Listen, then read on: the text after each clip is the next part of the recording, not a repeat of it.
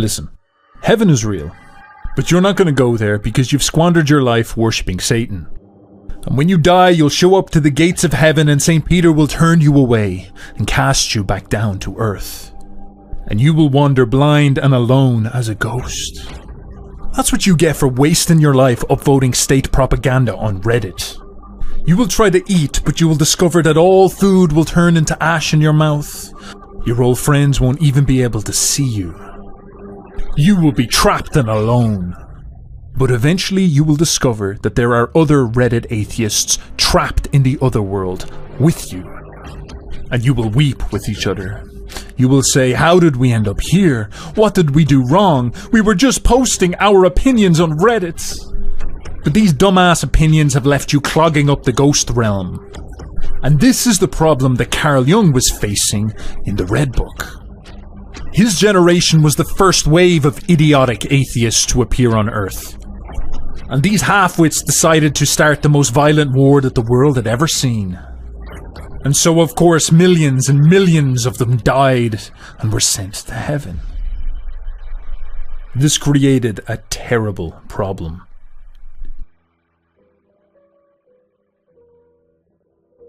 All of these freshly dead people were getting stuck in limbo. The world was filling up with lost souls. And nobody noticed this problem because everybody was becoming a Reddit tier atheist at this time and they didn't really pay attention to these type of things. And Jung was just like them. Jung was trying to keep up with the times and be all scientific. But destiny had a different plan in store for him. You see, people often forget that there is a divine world, an other world.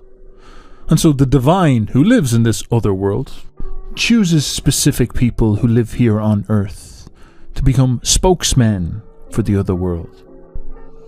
And the way that the divine chooses to communicate with these people is by blasting their imagination full of powerful visions.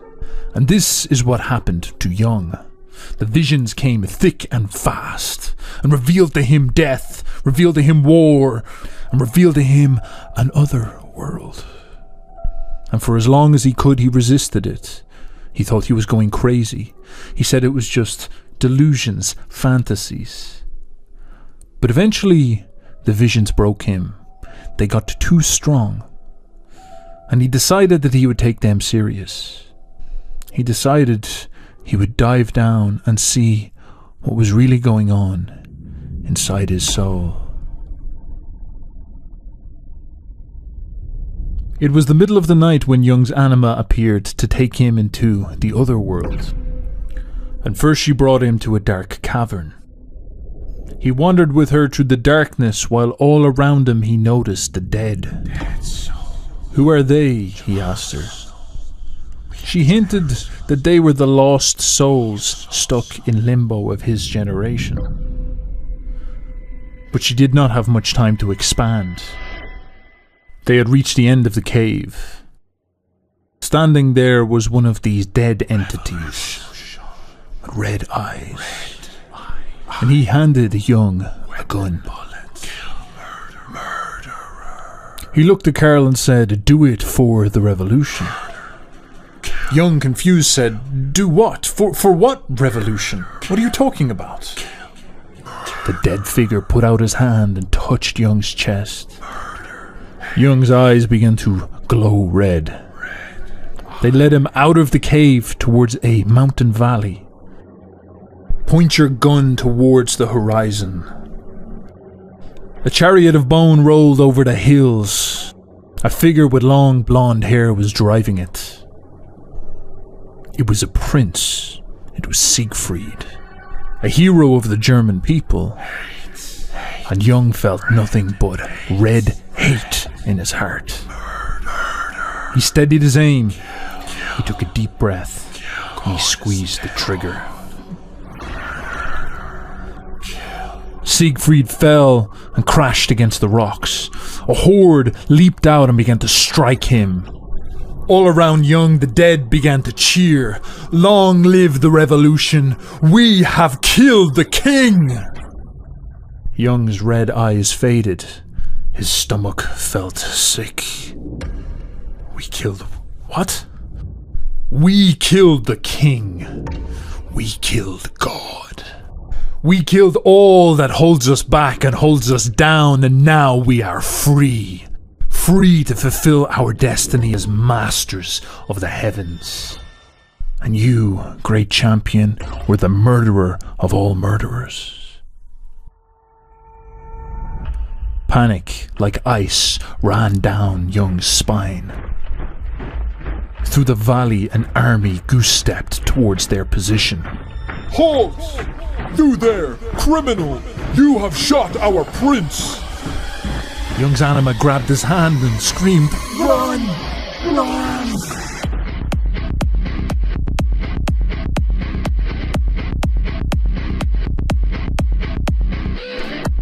And so Jung fled, down into his own darkness, but he was pursued like a criminal.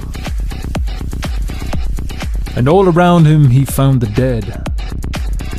Ghosts, mangled corpses, figures with their arms blown off, angels and demons. And the anima said that she was bringing him to her father. His name was Elijah. And after they lost the trail of the army, they showed up into a desert plain with a rock temple on a hill.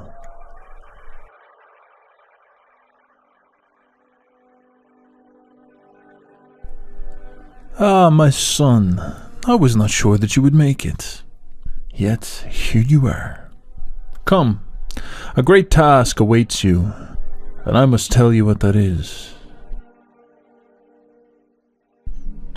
This temple stands as a waypoint between your world and the world of the dead. You could call it limbo or the land of dreams. I often see souls flashing between these worlds. Some are in their death and travelling into oblivion. Others are caught in a dream, wandering blind through realms they do not understand. And on occasion I meet masters of the mind on their travels. Moving between these worlds is dangerous, so I've built my temple here to help any souls that get lost along the way, to give guidance in the darkness. It is my little act of kindness. But recently, Carl, something has gone very, very wrong. There are a lot more lost souls than usual. And when a lost soul gets cast into limbo, it's very important it finds its way. There are demons in this half-world, searching for souls to drag down into the fallen realm so they can suck them dry for eternity. And all I needed to do was show them the light of Christ, and he would lead them past these snares up to heaven. How elegant it all works. And this is why he gave his life for you, so you have an undefeated light, even in the great darkness of death. But there is a great problem on Earth right now. Thousands of souls are flashing through, but they do not believe. They do not find his light, and so they get trapped in this half-world, confused, their hearts closed as they wander anxious and alone. And they gather together in hordes as demons try to pick them off. They wander together searching for an escape despite not knowing even where they are. And this is where we get to your task. You need to go down there into the half-world and save their souls. Jung says, wait, are you sure? I'm not sure I'm ready for this task. Ready? You were the one who shot God. You did it so you could make man free. Now you must take responsibility for what that means. Take your soul, go down there, and find a way. Vision visionary thinkers like me and Carl Jung are blessed with this ability to see into the astral plane. We can see into Plato's world of forms. We can see this imaginary world, the world of meditation, the half world of death. And the problem with you as a normie is that you can't see this. And so we have this ability to see divinity. We have this ability to see higher consciousness, higher morality, ideals. We have this ability to see ourselves beyond the fallen nature of man. But you are a fallen barbarian. You don't see this stuff. You don't think this way. You have this propensity to go downwards and just stuff your face with McDonald's and think about your dick all the time and be violent and be evil. And so the problem that we have is that we need to fix you. We need to redeem you. We need to lift your nose off the ground and get you to see higher consciousness and see divinity. But it's very, very hard to do this because your minds are darkened, your minds are shut. So what we have done is we've invented a tool to mind fuck you into being a good person, and we call that religion. So what we need to do is get you to think about the consequences of your actions. We need to show you that when you die, when you lie down and you think, your consciousness goes over your life, you're going to have all these dreams, you're going to have all these memories floating into your mind. And if all your memories are of just you sitting down watching video games and porn and being a coomer and just like jacking off the whole time, you're going to be depressed. You're going to be stuck in a perpetual hell. You're going to get that dose of DMT where your astral plane, you're going to get your spirit's going to be sent into the astral plane. And it's just going to be all these horrible memories of you being a freak, you being a weirdo, you being a coomer, you being something pathetic. And that's what hell is. Then you get sent straight to hell and you're depressed for all of eternity, and Satan goes around and he like plays porn of you being a loser all the time. We don't want that to happen to you, and we need to teach you that these type of consequences exist, and we need to show you this through the stories of religion.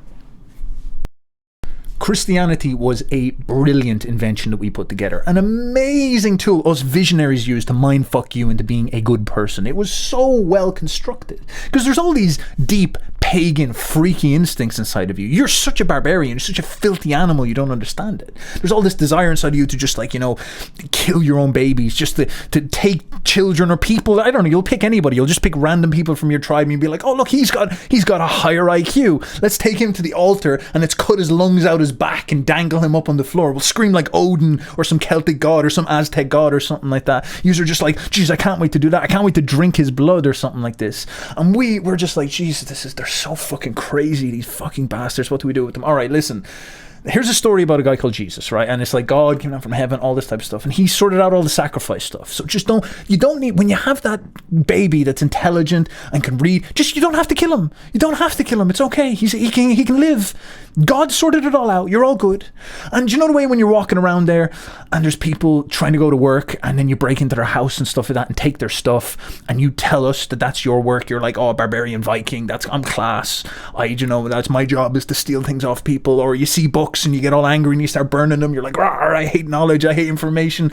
It's like, listen, there's a God and he watches you and all this type of stuff. And when you die, you're going to have that DMT trip and God's going to sit down with you and he's going to be like, listen, bro, like all that stealing and burning the books that I wrote and being mean to people and all that shit, like, you know, like it, like in the long run, like why are you doing that? Like it's not really helping anybody. It's making things fucking hard and all this type of stuff. Like I can see all that stuff. I'm like the Ubers, the apex Santa Claus, you know, like I see all this shit and it's not just me about bringing presents, man. I'll send you the fuck down to hell if you're not careful. So, you know, really like be careful about that stuff. And we just tell you the story that that's going to happen. And then all of a sudden when you're thinking, you know, maybe I could actually just build a business, or I could be a contributing member of society, or maybe I could contribute to the project of gathering knowledge instead of just stealing things and burning books and all this type of stuff. And we show you all this and it fixes you. It stops you being an absolute filthy barbarian. You're like, oh wow, I can actually be productive. I can actually be a contributor towards the project of civilization. I can actually be something beyond my mere animalistic, Dionysian, filthy state. I can lift my nose off the mud and stop eating poop and actually like develop cuisine, develop these more sophisticated things. God, that's very, very interesting. The problem, us visionary intellectuals, us Brahmins, us priests, us philosophers, the problem that we have is that in order for us to make you act like a good person, we kind of have to lie to you a little bit. Because the truth is that the world out there, nature, you know, the way that it works, you know, the lion kills the gazelle and God doesn't come down and spank the lion and say you're a bad lion. God rewards the lion with power and strength and higher testosterone, and he lets the gazelle suffer and he doesn't help him. He just lets him be eaten alive. It's brutal, you know? And if we tell you this, like, you'll start acting a bit like a lion and a barbarian in a civilization. You'll start acting like a bit of a schizo. Like you won't act in the way that we can use to make you just be a productive worker and go to work and show up for 9 to 5 and all that stuff. So we have to lie to you. And Plato called this the noble lie. And all religions in some sense are a bit of a noble lie. They're kind of they're obscuring the truth a little bit. And the problem that we have is that people tend to figure out these lies eventually. What happened in the West about 200 years ago is people began to get woke. We called it the Enlightenment. Now, people nowadays use the word woke. They're 200 fucking years late. They're absolute losers. They're like that far behind the times. Talk about being a bad hipster. They're all fucking hipsters anyway, but they're 200 years late. Like, what is going on? So around about the 17th century, people started to get woke. People started to realize that, you know, the Catholic Church, Christianity and all that type of stuff, it's a little bit of a famous. These priests are not like some angels coming down from heaven. They're visionaries like Steph, like Jung, like Nietzsche. They're people who are just trying to think, and they're sort of brainwashing people with these religious visions to try to get them to act well. And there's wisdom to that, because you and Normie are a fucking idiot, and if we take away religion from you, take away higher consciousness and idealism from you, you'll just start turning into a barbarian again. But you wanted to figure that out for yourself. You stopped trusting us. And this is the entire thing that happened with Western culture. And then you get all the God is dead stuff that happened after that. But this was the premise. You wanted to be free. There's a problem the visionary thinkers like myself and Jung and Nietzsche have. Because once the priesthood fell, once God died and you stopped believing in the famous that was Christianity, and you start to say to yourself, you know what, I'm going to be an atheist, I'm going to be free now. What's interesting is that your mind was an open. You're like a girl who has just ditched her boyfriend, you know, and now you're on the market and there's all these other possibilities you can go for. And there's visionary thinkers like myself and Jung and Nietzsche who are good guys who want you to be strong and healthy and juicy. We want you to have a powerful visionary imagination. We want you to lift yourself closer to the divine and the ideals. But there's also bad dudes out there. There's also dudes out there that want to exploit you. Bad boyfriends that we don't want you to get with. We're the chads. We're the handsome ones. There's also these weirdos out there full of STDs who want to exploit you, who want to seep in and mind fuck you and make the most out of you. This is the thing that we are trying to think about. We're trying to say to ourselves, oh shit, Freud. We don't want Freud to go in there and convince you that you're addicted to sex when you're a kid and that you're an atheist and you're built into being an atheist. We don't want someone like Edward Bernays to show up and Edward Bernays to turn around and be like, oh yes, all right, we've got an atheist society here that we can mind fuck into being a mass unconscious mob, and then I can just use capitalism and I can start to market to these motherfuckers and I can start to exploit their wealth. I can turn them from a need society into a want society. I can take their identity like a satanic power and I can morph it into this malleable democratic blob, this capitalist blob. I can create the modern last man American with my hands, and I can exploit out of them. I can extract out of women's anxiety about their freedom. I can extract out of them wealth. I can extract out of them all their power, all their feminine beauty, and I can turn them into whatever I want, the perfect consumer. These are the evil archons. These are the evil Brahmins. These are the bad priests. These are the boyfriends that you don't want. And we know you want to go through your slut phrase, but you can't do that shit because you will get fucked up. You will get destroyed. You will get turned into a bugman, and this is exactly what happened because you did not have the discipline to listen to us. What you see in the modern West is the re-emergence of ancient chthonic, pagan, unconscious, Dionysian, instinctive religions. Now this is very difficult to categorize in your head because you don't read fucking books like I do. I actually don't read books. I just transmute this knowledge straight from the astral plane. Of course, you'd have to read books that I write that explain this, but you're not even going to understand the jargon or the concepts because you're too fucking slow. This is why I tell you myths and stories. This is why I'm the high priest. This is why you are below me. You're the peasant who listens. This is why you must pay 10% of your wage. Your wheat must be given to me as a tithe.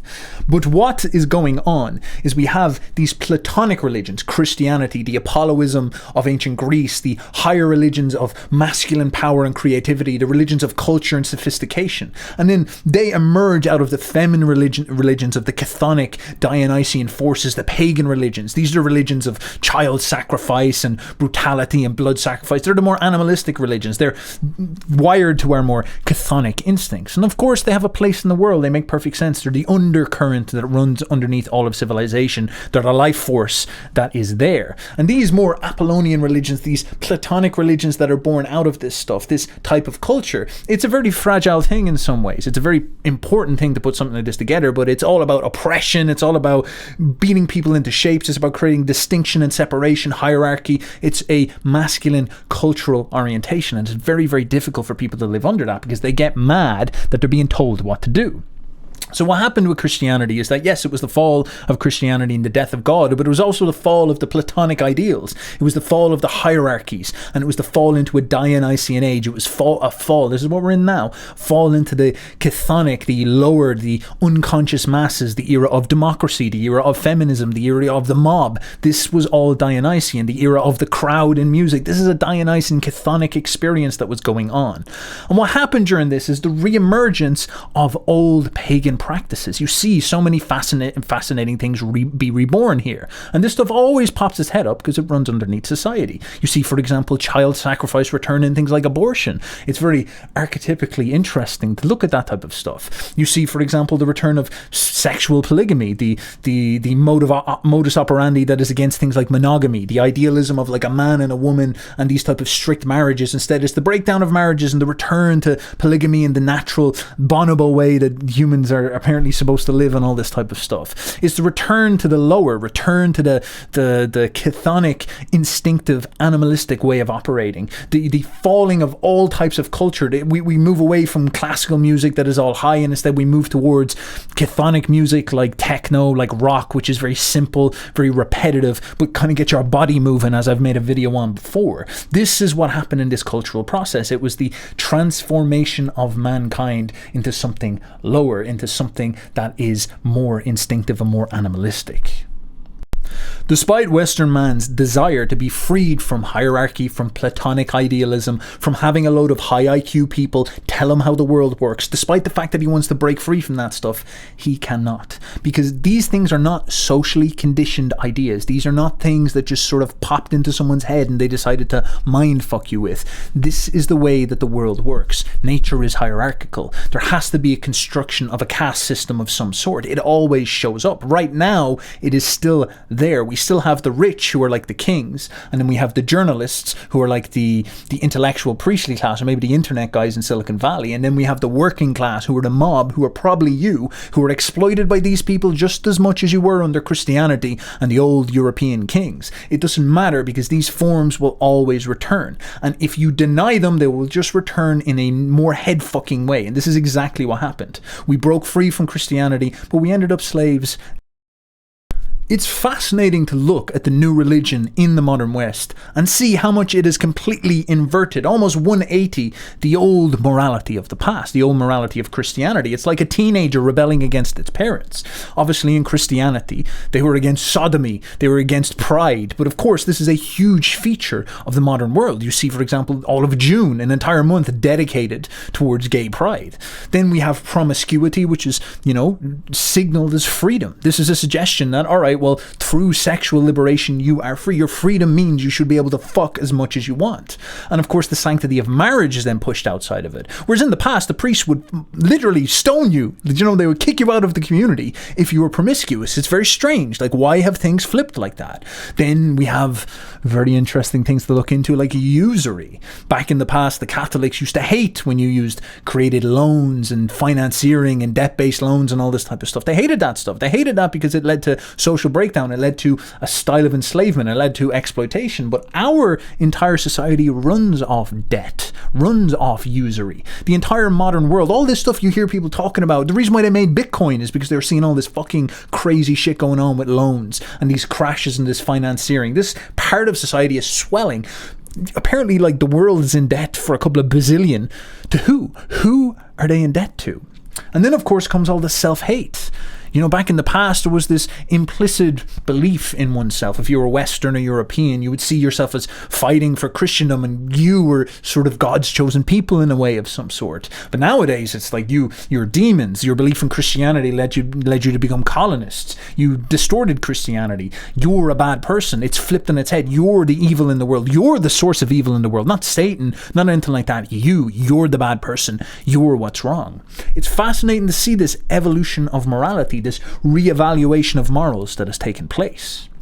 Even though you threw off the shackles of religion and Christianity and those awful oppressive priests, People like Bernays, these people are sitting there and they're exploiting you. They're getting into your head. They're using psychology to learn how to mind fuck you. They're figuring this stuff out. And weird things are forming around you that you don't quite see. Have you heard people talk about the DMT trip elves and the aliens? Do you hear Alex Jones talk about this stuff? Do you ever look at some of the stuff that Crowley did? Crowley summons a demon, and this demon's lamb, and this demon looks like one of those grey aliens. And these figures that you're meeting, that you're like, oh, these are the aliens from outer space. It's sort of like, what if these are actually demons that the Bible talked about? And what we're starting to do is we're starting to let these motherfuckers into our heads because we no longer have a guardian astral plane set of angels protecting us from them, or a church that's sort of advising us not to go fuck with the demons. Instead, you stupid barbarian, are like, no, I'll be free. I'll go take a shitload of DMT and let the demon start talking to me.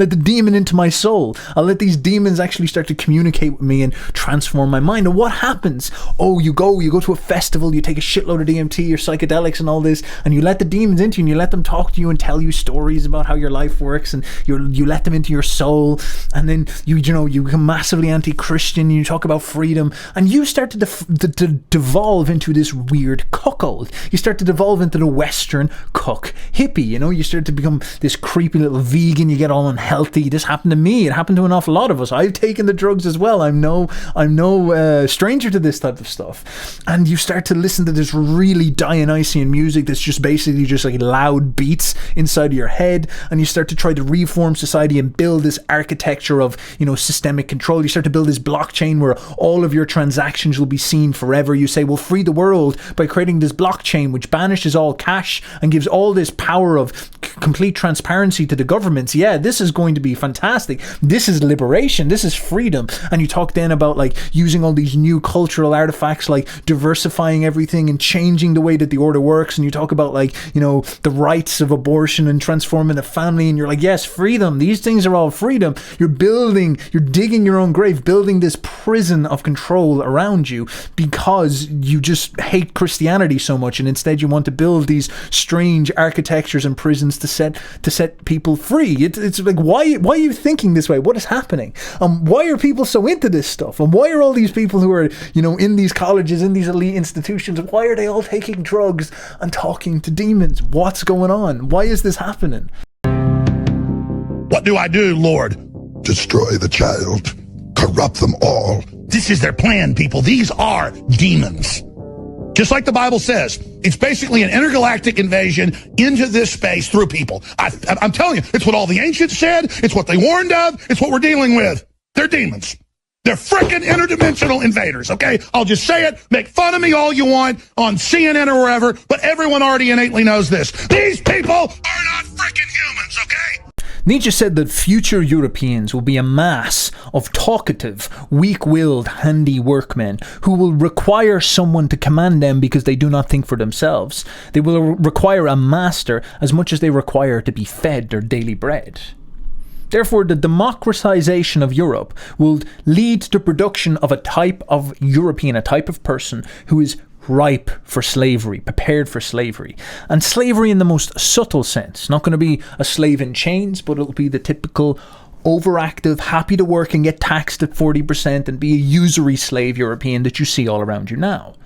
The strong man, on the other hand, the man who is ruthlessly pursuing inequality and success, he will become stronger and richer than he has ever been before, due to the fact that he'll get exclusive schooling. He'll get elite education that will allow him to see exactly the true reality as opposed to the delusions of the masses. And owing to the immense variety of practices and arts and styles and disguises that he'll be able to don in the democratic age. What Nietzsche was trying to say is that the democratization of Europe is accidentally going to prepare Europe for an ascendancy of tyrants. The people in power today learned a very, very important lesson during the French Revolution. You see, in the past, the powerful, the 1%, used to walk around and celebrate their power. They would blossom their power. They would represent themselves very, very nakedly and free. They would don themselves in feathers and gold in order to signal that they are the Sun King and they are above you, you filthy, dirty peasant. And there's nothing you can do about it because they have the army, they have the hierarchy, and they have long, long years of tradition to keep their foot on top of your head. Now, we obviously get quite resentful towards them. We're like, oh, you think you're better than us? Well, we're going to cut your head off with a guillotine because we see you showing off, so we're going to pull you down. You think you're the magic tulip? We're going to pull you back down into the weeds. Now, the powerful of our era saw that and said, the only way that you can remain powerful in the modern era is to be disguised, to be tyrants in the shadows and unnoticeable. When Christianity fell in the West, when God died, it created a vacuum, and that vacuum had to get filled. And the thing is that vacuum getting filled by people who are saying that we should worship demons like Aleister Crowley and stuff like this is not necessary. It doesn't necessarily mean they're destined to be the ones who seize and create the new worldview and mythos for the people of the future. It doesn't have to be that way. These are just the people who are assertive enough to assert themselves upon the problem, to step into the vacuum. Father Sephirin Rose talked about this a little bit as well. He was suggesting that, as the fall of Christianity, specifically Catholicism, Protestantism happens, there's going to be all this weird shit that's going to pop up and present itself as this new religion of the future, the Antichrist religion that pops in. People are going to leap in and do this stuff. But it doesn't have to be exactly as it shows up, because it's very unconscious. It's just sort of unfolding half-thinkingly. People are just following their guts. They're going into the Dionysian age and turning their Dionysian instincts into a religion. But it's possible that there's another direction for things to go. The powers to be, the powers that are, have learned to stay in the shadows. They learn to hide out in the darkness and manipulate money and do all this complicated economics that you don't understand, even though simply you can call it usury, which is considered just generally wrong by most major religions throughout all of the last 2,000 years. But you just understand that as economics and how banks work, and you just don't really think about that because you're a dumb bitch. Now, they also manipulate democracy. As I said, people like Bernays specifically would say stuff like men in small little dark rooms, men in private high-rises in New York are going to sit down and are going to think about ways that they can mind fuck you with advertising to turn you into a good capitalist, a good consumer. And what's interesting is that they quite often talk about how the plan is to replace you eventually with automation robots, which will basically disable your ability to rebel because you won't be useful anymore, and then you'll have all these robots that dominate you and act as the police force, and then they'll build this sort of nervous system, this super mind, which will create this automation robots, which will be like the armies that they control, and then they'll be these individuated superhumans up on top.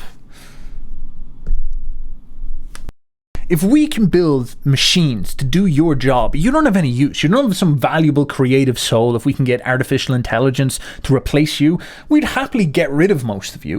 What really value do you bring to the world? You just eat McDonald's, you throw out your rubbish, you pollute the world, you fuck up the environment, you keep on churning out all these stupid kids that are getting miseducated. You're pretty useless. The powers to be want to get rid of you because you're a plague, you're an infection, you're a bacteria, you're an ant that's annoying. It's causing problems. All you do is produce waste. You're a useless eater, as it is said.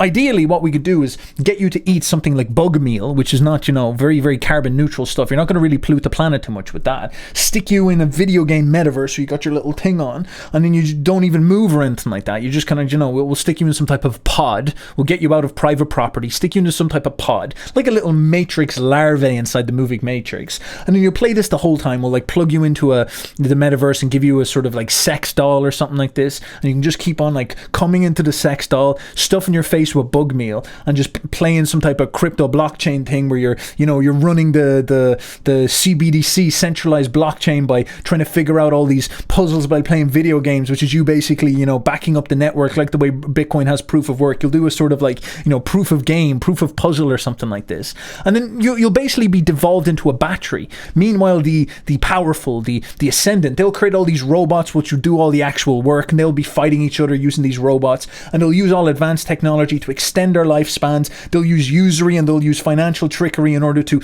extend out their wealth and their invincibility to eons. And then finally they'll be able to reveal themselves. They'll stand up as superhumans, Iron Men, living for 200 years, got all these augmented powers. They've got lenses under eyes that allow them to see the internet. They'll have the correct education and all this. They'll be eating steaks. They'll be eating the healthiest food, getting stem cells injected into them, and they'll stand up as knights in shining armor, like 1,000 years before.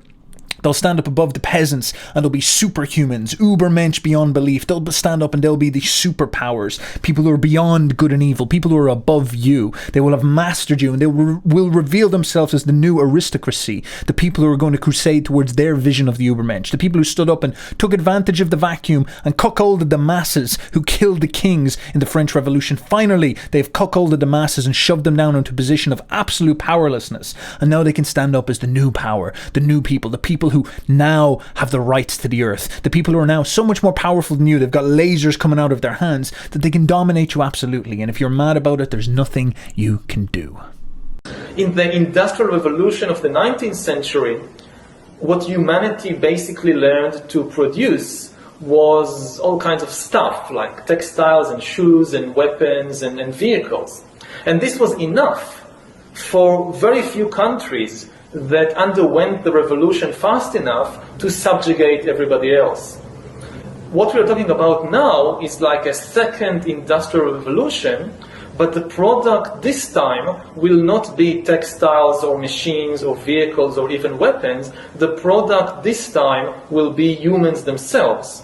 We are basically learning to produce bodies and minds. Bodies and minds are going to be, I think, the two main products of the next wave of all these changes. And if there is a gap between those that know to produce bodies and minds and those that do not, then this is far greater than anything we saw before in history. And this time, if you're not part of the revolution fast enough, then you probably become extinct.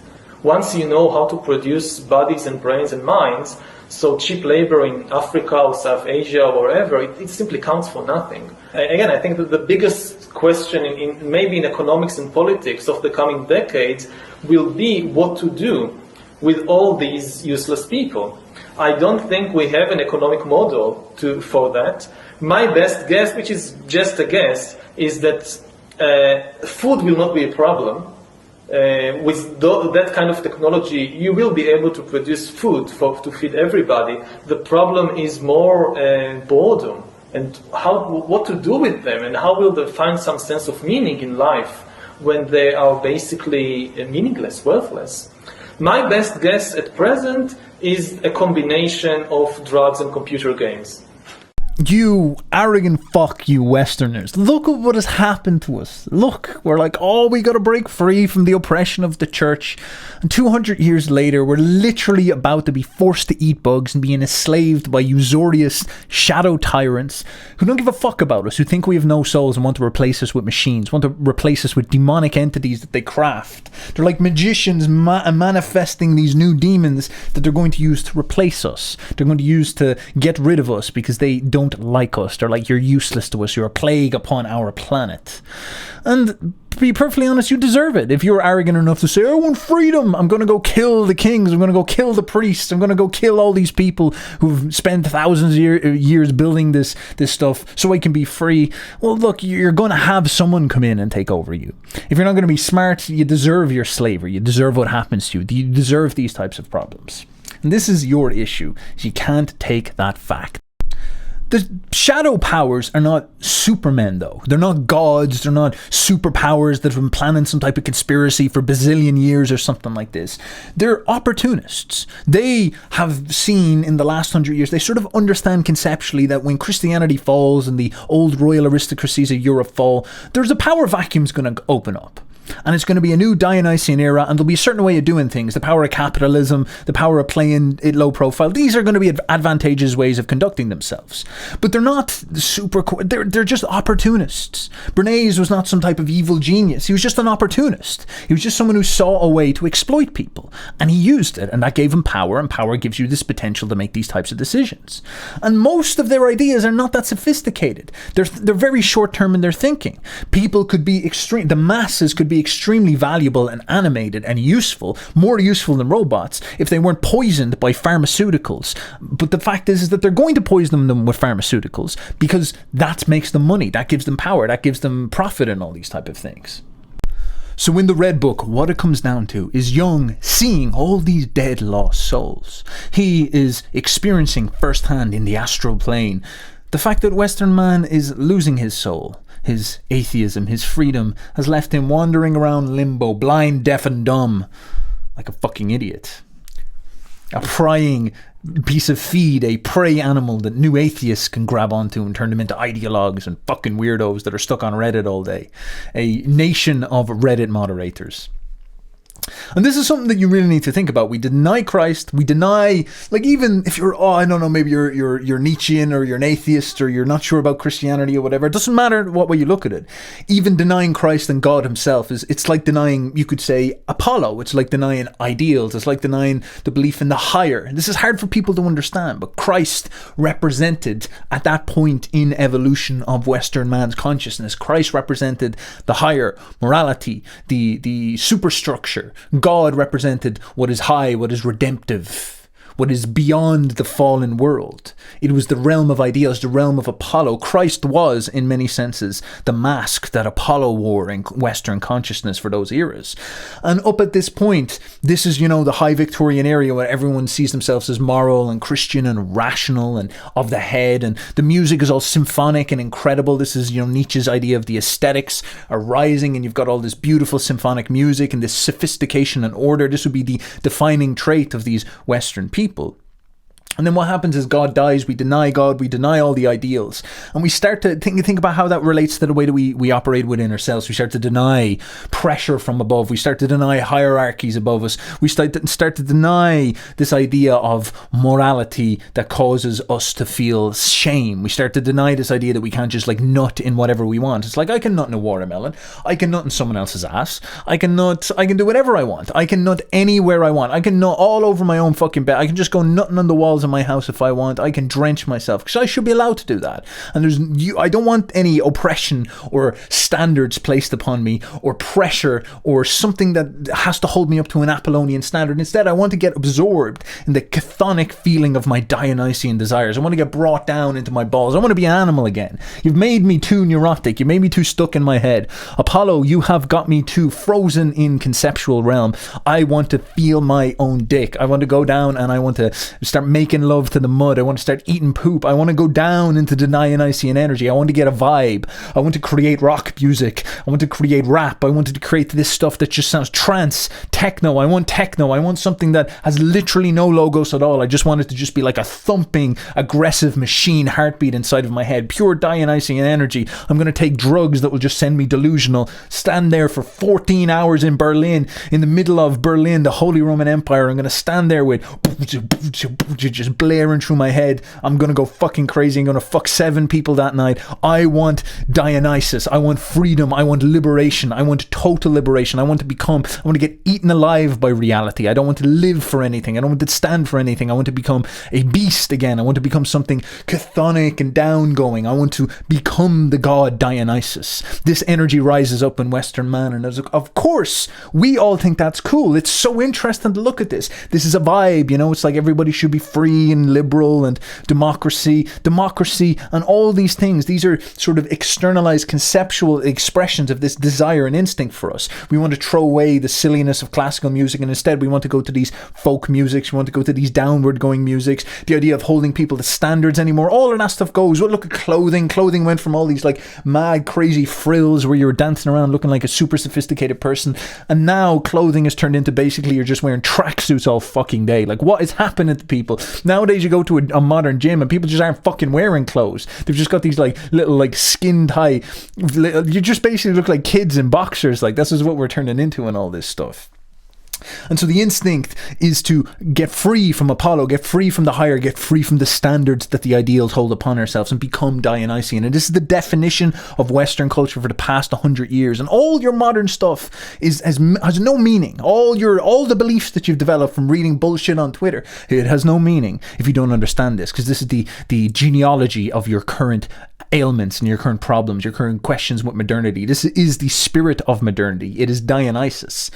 And the downside, the problem, is that this feels cool. It feels cool to be free. It feels cool to allow ourselves to express ourselves like that. I feel this a lot. I believe in this a lot. And there's something to be said for this. Dionysus and Apollo are fundamentally gods with a dark and light side to both of them, and you must understand them.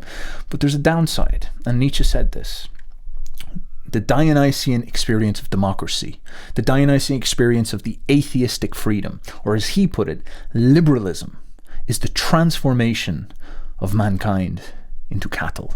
And this whole Red Book and this whole World War I and this whole transformation of consciousness, and when all these things were happening, if you're sophisticated, you'll see the profoundness of what was going on there. Amazing that World War I, the hinge point, the pivotal turning point in Western culture and history, and Jung's having all these schizophrenic dreams. Nietzsche shows up before that, because after that, everything changed. You know, income tax in America came in to help people pay for World War I as a temporary measure, but it stuck around. The Federal Reserve. Maybe you could check out the Federal Reserve for me and do a little bit of reading in history and tell me, when was the Federal Reserve established in America? What was going on there? Explain to me, tell me a little bit about that. Tell me how woke you are and how much you know. Oh, maybe write negative comments about Andrew Tate on a video that I post appreciating a very, very assertive and brave man. Maybe you could go and you could write about that stuff. But please, maybe you could take that time that you would hate post instead and go research when the Federal Reserve was made and try to just use that, like, you know, that 92 IQ that you have to try put together a conception of what's actually happening. Maybe just try to use that tiny brain you have instead of getting brainwashed and psyoped all the time with the wrong people. Instead of always being wrong, why don't you just try be right once? Try to do a little bit of due diligence. Try to sit down and say, you know, this thing, this money that I work for my whole life, this little piece of paper that has no value at all. Why do I use this? Who uses this? Who's in control of this piece of paper? Why did they get control at this certain period of history? How does it all fit together? Put it in your brain.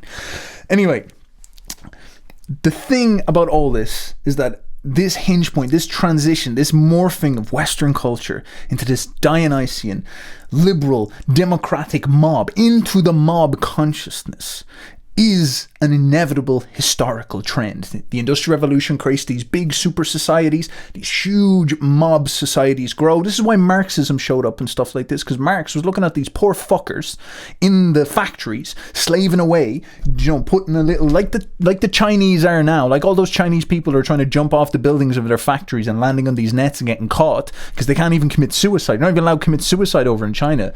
And what happens is, they're stuck in these factories and they're making your iPhone. You're there writing hate comments on my videos. Well, meanwhile, there's slaves making your fucking iPhone that you're writing it on because you are a liar. Because of course you are. You're a dumbass, and most dumbasses are hypocritical. And there's these Chinese in these slave factories making all this type of stuff. And it's just like what the West was like. It's not like the West was more moral. It's not like the West was oh, well, we are better than slavery. We're better than slavery, of course. Oh, me, I'm a liberal. I'm better than... No, that's not true at all. The West, the reason why the West was built is because they enslaved their native populations. That was the whole point of Marxism. The whole idea was that, all right, well, we're all going to go through this Industrial Revolution thing, and then these people were filed into the factories. They were to set to work in the mines. You ever hear about the coal mines in England? Did you ever check that stuff out? Did you ever check out the coal mines? Watch Billy Elliot if you want to see it, where they go into the mines and they have to go down into the mines and get black there's a fucking synchronicity, a Freudian slip, black lung. They got black lung from going out and working in the mines. This is what this reality was like. Marxism shows up, all these type of things, and this was the transformation of our societies into post-industrial societies where we have these massive populations that we can't make sense of. We don't know what to do. And of course, this massive population means that the quality of the individuals are inevitably going to fall. As we get wider, it's harder to stay tall. It's harder to go vertical when we're getting pulled wide and broad. This is a problem because what happens is the mob consciousness is always simpler and stupider. There's an awful lot more 92 IQ people than there are 137 IQ people like myself, 100 million IQ people like myself. There's always more of them. So that means that the common denominator gets pulled down. The common cultural denominator gets pulled down. The high Apollonic symphonic music is not really as possible as it used to be because we're getting pulled down to, you know, short 2-minute little musical hums and tunes that the mob can get interested in. Everything gets descended down into something less sophisticated, and you are getting pulled down with this. This is the scary thing, is that the mob consciousness is hard to escape. It's like a giant asteroid falling into the ocean, and then the ocean plunges up, and then all the oxygen and all the air and all the pressure and all the force that has been displaced, all the weight that has been displaced, creates this suction. This is what Western culture is, this suction of weight pulling you down, and you're trapped there in the water. You're this little fish, but as the Titanic sinks, or the weight sinks, you get pulled down with it. It's very, very hard to escape this. And the problem with this is that the mob, people always talk in these abstract generalities about we, or the mob, or Western culture, or mankind. These are all these stupid idiots, these intellectual dorks. They're always talking about this stuff, but the thing is that the mob is sick.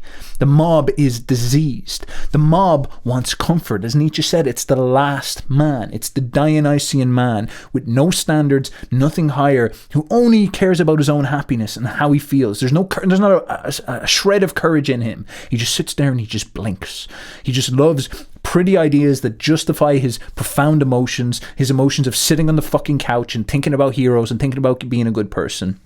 And he just wants comfort. He wants any delusion that will reinforce his comfort, that will allow him to feel like he's doing something in his life, as long as he's maybe, supporting something or voting or something like that, instead of taking manly action to actually assert himself upon the world. He is happy to sit there and get fucking poisoned. He's happy to sit there and get fed bullshit, as long as it tastes good and it feels nice on his tongue. The shadow people know this. They simply give to the mob what the mob wants. This is how you understand what's happening. These people lose their souls. They trade their souls to Satan. They give their souls to the devil. They simply sit there and they let these people exploit them. Like Bernays is a perfect example. Bernays sits there, and people always say, oh, these bad people that are doing, but the mob wants it. The mob does this. The mob's a fucking dumbass. It sits down, and people like Bernays go and they just manipulate their stupidity, and they just do all this bullshit where they're exploiting them and extracting value out of them and mind fucking them to do stupid shit.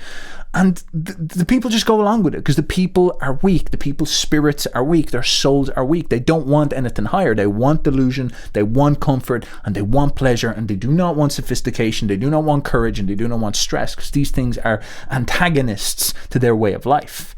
And so what happens is the shadow ones just construct this culture around the Dionysian mob that is just all designed for pleasure and low consciousness and comfort. You see therapy show up, the therapy in its modern form, which is just utter cope. It's just delusional cope. It's not, if therapy has helped you, you're probably a bit of a fucking loser. SSRIs, shit food, poisonous food.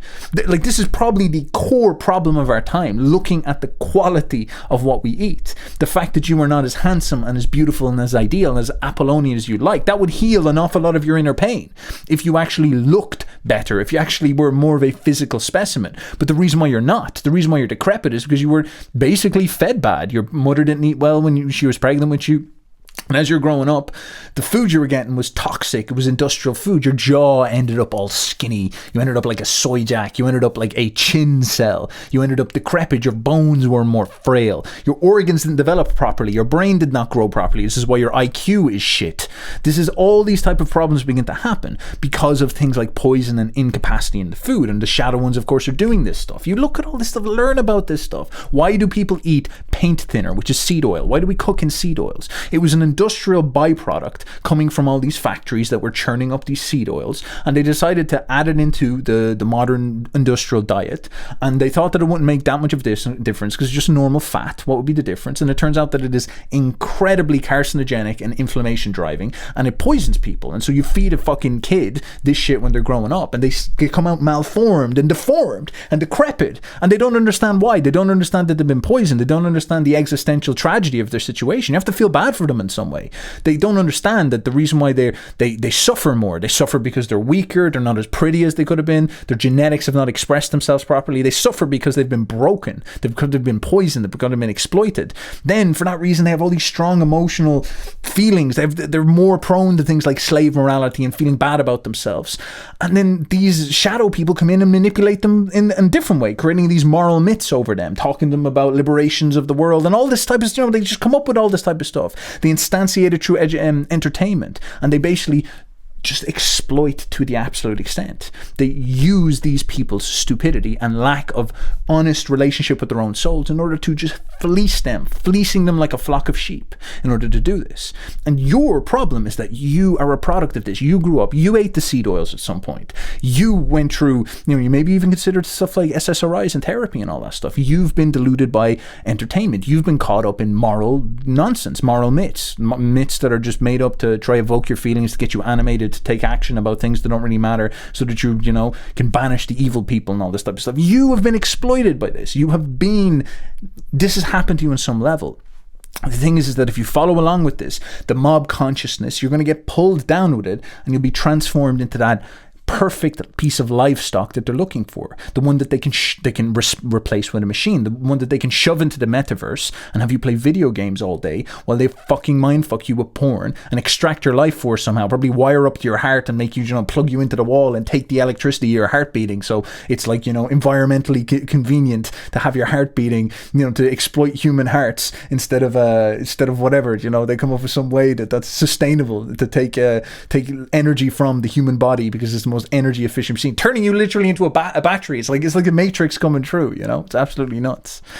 And your thing is that you have to escape this. You have to understand what it means to escape the chthonic forces, to escape the mob, to escape with escape velocity. What would it mean? Well, you'd have to do something incredible. You'd have to go against the force of a giant weight, a sinking ship. You have to go against the force. You have to swim hard to get out of that. And what would that mean?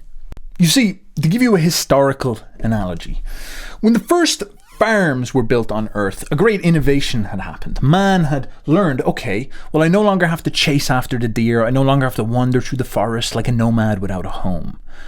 And this probably was looked at by us as a great victory. Oh, we achieved agriculture, and this is where we became civilized and sophisticated. This is the soy boy myths, the original soy boys. We say, oh, well, let's step forward. But progress is almost always a lie in some sense. It's very interesting to look at this. Progress, at the very least, is nuanced. At the very least, has serious downsides as well as serious upsides. And usually the upsides are reserved for the few as opposed to the many, because the inequality of nature will always manifest in some way, because you cannot deny it. And no matter how much you champion things like equality and democracy and these values that you champion so much, inequality, nature, life will reinforce her reality nonetheless. So you think, all right, well, we created these agricultural societies, that was fantastic. But of course, these days, we have found the bones of these people from back in this era. And the hunter-gatherers are always bigger. They're always stronger, more sophisticated, more handsome. They've got these big Chad brains and Chad skulls. They've got bigger brains, some of them. The Cro-Magnons have bigger brains than modern humans, or the majority of them anyway, except for mine.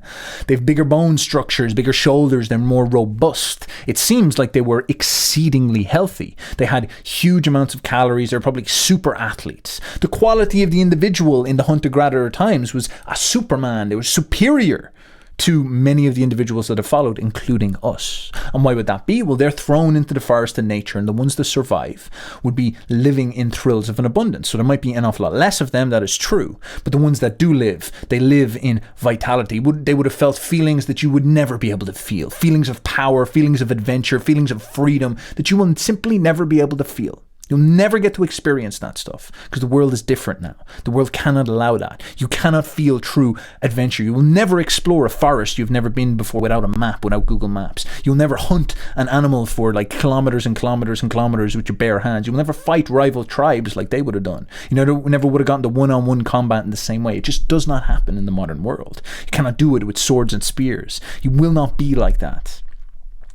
And the farmers then had these frail, decrepit bodies. And why would this be? Because they're eating shitty foods. They're eating grains and, out of these silos and these like rotten, unnatural diets. They would have cut down on their meat supplies and stuff like this. They would have got rid of the higher quality foods. They would have been eating less organic fruit and stuff like this. Instead, it would have all just been these grains that can be compounded and turns into things like leaven bread and whatnot, but not necessarily sophisticated diets with a huge variety of, from the earth, grass-fed food. Instead, it's a simplistic diet. And what happens then is they get smaller, their jaws become all decrepit, their brains get smaller, they literally become stupider, lower IQ soy boy bug men. They get all these terrible things that happen to them. They become more brittle, they have more injuries of the back, their spinal cord starts to snap more because, of course, they got weaker bones, weaker muscles, weaker cartilage.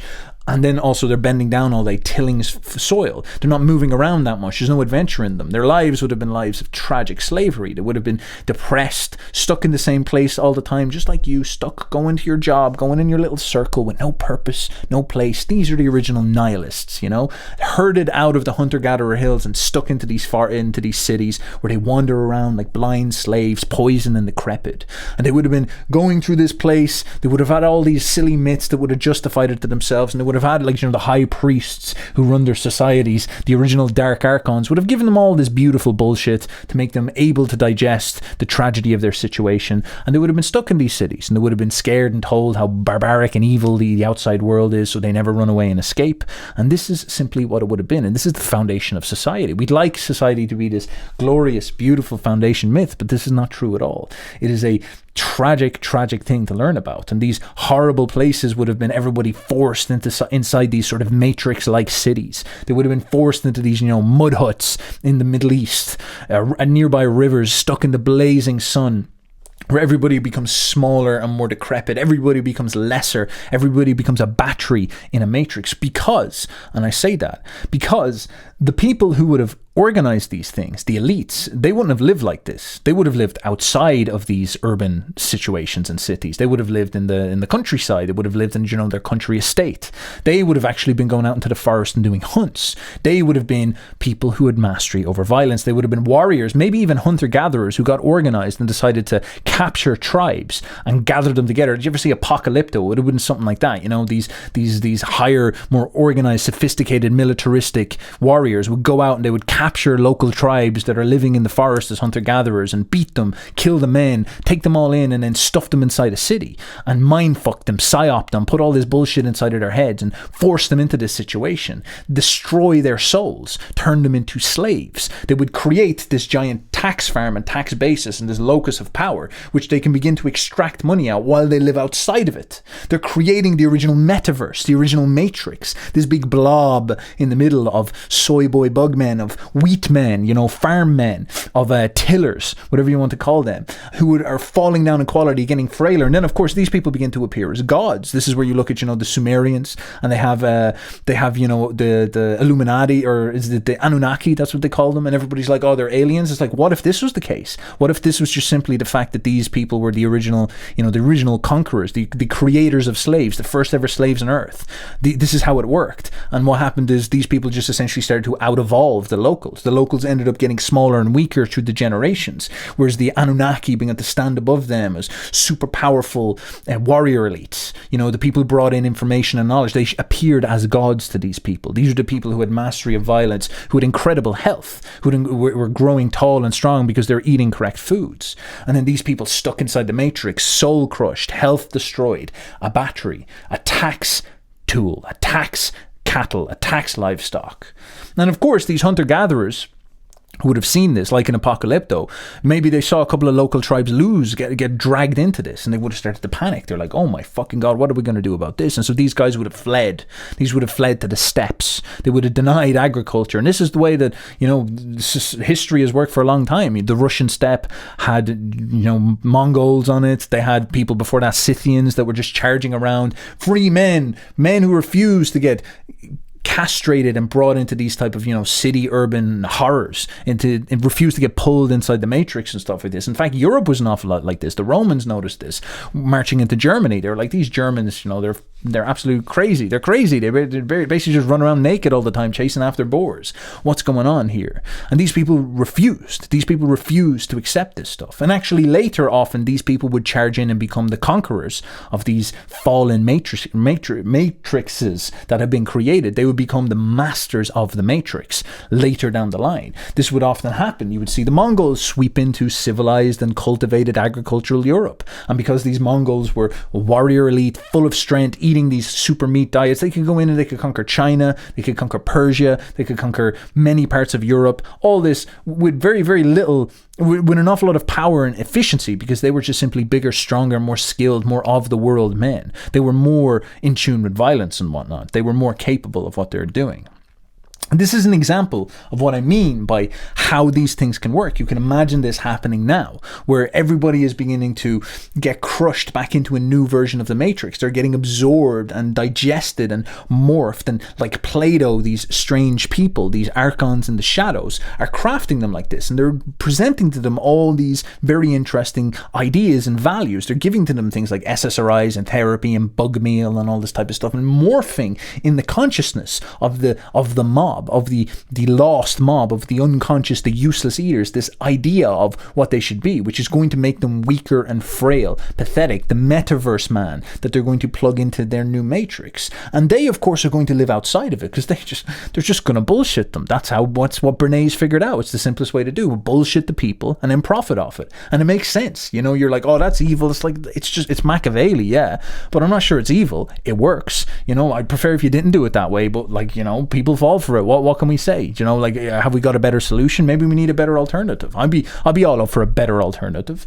But this is what happens, is that these people get the Bernays and all this, they just sit outside and exploit. And your problem is that you need to watch out for the falling, the downgoing of the mob consciousness. You need to escape that. You sort of have to be like the people who are running to the step, who are sort of saying to themselves, right, I'm not going to be part of this. I'm not going to be cuckolded by this. I'm not going to be destroyed by this. It's coming. It's going to happen. Western culture's predicates are pushing everything in this direction. Nietzsche said the last man, but Nietzsche always said that even though the last man was coming, the downgoing was coming, the upgoing was going to come as well. Zarathustra, the whole idea of Thus Spoke Zarathustra, was the downgoing of the last man would be conflicted, or would lead to the upgoing of the next man, the beyond man, the uberman, the superman, as we would say. And this is the thinking behind it, you know. The end result, the vision, if you want a vision of the future, if you want the dystopia, is that it's these pressures are leading to this direction. The creation of the bug man, the creation of the man who lives in the pod man, trapped, decrepit, unideal, Dionysian to the point where he becomes literally a lower animal, ruled by some psychopathic, crazy bastards who are feeding him, forcing him to eat bugs and all this stuff. And how do you go on the path towards something uber, something super, something ubermensch-like? How do you break free from that? And that's the big question. That's the big thing that you must have at the center of your mind. How do you begin your steps towards freedom? And so what this means is amazing. It's like living at the end of Rome and watching everything come apart and watching the world get flipped on its head. You know, the old Roman pagans, all of a sudden this Jewish religion is coming in and transforming the way everybody's thinking, and everybody's now moving towards this. Meanwhile, you have these fucking, you know, stupid barbarian Germans running, you know, the people who were naked, who were basically like these grugs, you know, pig hunters. These people are coming in and they're actually like conquering most of the empire. They're now charging through the empire, acting as the new kings. It's insane. It's just such a head, it's just a spin on top of your head. The Romans were masters of the world. The Jews were just an annoying nation on the outskirts that they were just pissing them off. They're like, throw Pontius Pilate there, get him to take care of it. The Germans were these grugs, these barbarians circling around the top, and all of a sudden now everything's changing. And imagine saying to the Roman emperors, it's like, yeah, the future of the world, the hinge of the world was based on the Germans, a Jewish religion, and places like, you know, the Gauls and France and England, all these places that Rome had subjugated now became the sort of centerpiece of the new super empire, which was the West. They would have been like, come on, man, what is this? Who's writing this science fiction? How did this type of stuff happen? And again, this is what we're looking at now. We're looking at a big transition point. You're looking at all these very crazy plans getting put into place. And it looks like something similar to this transition to agriculture, this transition into this new lifestyle, and the fall of the old gods and the fall of the individual soul into this new matrix that's getting offered, this new transformation into the bug man, into the pod man. And as I said, you need to say to yourself, am I really going to go with the mob? What does it mean to go with the mob? The mob are sort of lost in some sense. They are just so willing to follow along with this. They have they're losing their souls, and they're charging into the headlights with this idea that, oh wow, I don't need any of that stuff. I'm embracing Dionysus, absolutely. I guess it's a sort of, they're getting carried by their feelings, and if their feelings are ones of pain, this is where they'll go. So I see a couple of distinct strategies, world strategy showing up. There's some guys showing up that would be very Jordan Peterson inspired, and their idea is that they want to, just make a stand and go into the intellectual game and start to try fight back against this and retake the universities and retake the corporations and all this type of stuff. And it's the way they conceptualize this, like they're challenging woke culture. And there's something to this, it's good to see. Like, I see Elon Musk right now, he's starting to make fun of them, starting to make fun of this nonsense, and he's like, what the fuck is going on? Like, this stupid shit, this stupid, like, extremist stuff about, all these cultural things that are showing up. Jordan Peterson, obviously, is very, very heavy on this. An awful lot of people follow me from that sort of game. But there is a downside to this. So there's something to this which is valuable if you're going to work in the corporate world, if you're going to work in this type of job. It's almost like you're in the Soviet Union. You're going to have to do something. You're going to have to sort of say something. It's like, I have to get a job. I want to live a relatively normal life. You go in to do all this. And that's one path. But it's dealing with symptoms, not causes. Like owning the libs, owning the woke, calling people out for pronouns and stuff like this, going on the Daily Wire and all this, making a couple of cool memes. It's not solving the problem. It's not really tackling with the depth of the issue. Like, these operations have been flowing for hundreds of years, many decades at the very, very least. And the idea that you're reacting to the cultural changes in the last 10 to 15 years is not going to do anything. It's like, building a wall up against the little tide without realizing that the bigger tides are going to still come. The bigger waves are coming. In fact, the tide has not changed at all. The super wave has not changed at all. These are just the beginnings of what's really going to be the transformation. So there's that strategy. A lot of people like that because it allows them to remain comfortable, because inside of you is still that sort of cowardly, pathetic, neurotic last man. Like, a part of you is like that, and you don't want to take real action. You want to stay in a comfortable position. You want things to be manageable for the way that your mind can conceptualize it. You want it to be some intellectual challenge. You want to be like a sort of reactionary to the new atheist movement, where you call out these people and say, oh no, I called you out intellectually, it's going to solve all the problems. But it's never, like, things don't really work that way. Communism did not win in the power of ideas. Communism spoke to the resentment inside of people's souls, inside of people's hearts. It wasn't ideological. These things are almost never ideological. They speak to emotions, Dionysian emotions inside of people. And that was almost like the abstract articulation of the inner pain and the inner angst inside of people that led to it taking over. That's how these things work. And this is what you're dealing with in this instance. This is the situation here. So that strategy is one that people approach, and if you want to go down that route, look, all power to you. I hope it goes well.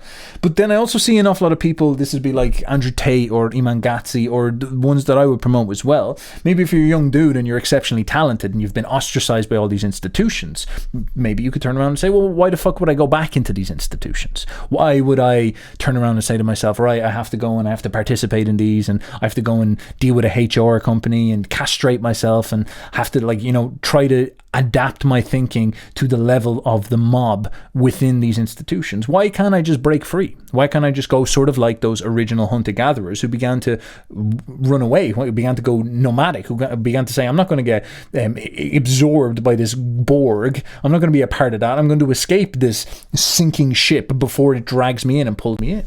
And this is an interesting one to think about as well, because this is one that will allow you to retain your soul. In fact, these nomads who fled from the Middle East and went up into like the steppe world, went up into the Russian mountains, they ended up becoming the masters of Europe like a couple of thousand years later. And this is an example of how these type of things work, is that, your refusal to capitulate, your demand that you must become free, might be the thing that gets you salvation. You might actually escape the sinking ship and let it fall down in its schizophrenic Borg-like matrix consciousness and let it become a hell-like dystopian disaster that it is. And you could stand on the fringes, stand on the edges, stand outside of this and become someone who's of immense historical importance later down the line. You could put yourself in a position to succeed in an incredible way. And this has happened before. The people who mastered Europe, the Indo-Europeans, they were all these steppe people. These are all these people who escaped all this nonsense, and they went in and once the Borg had turned itself into this decrepit, ugly monster.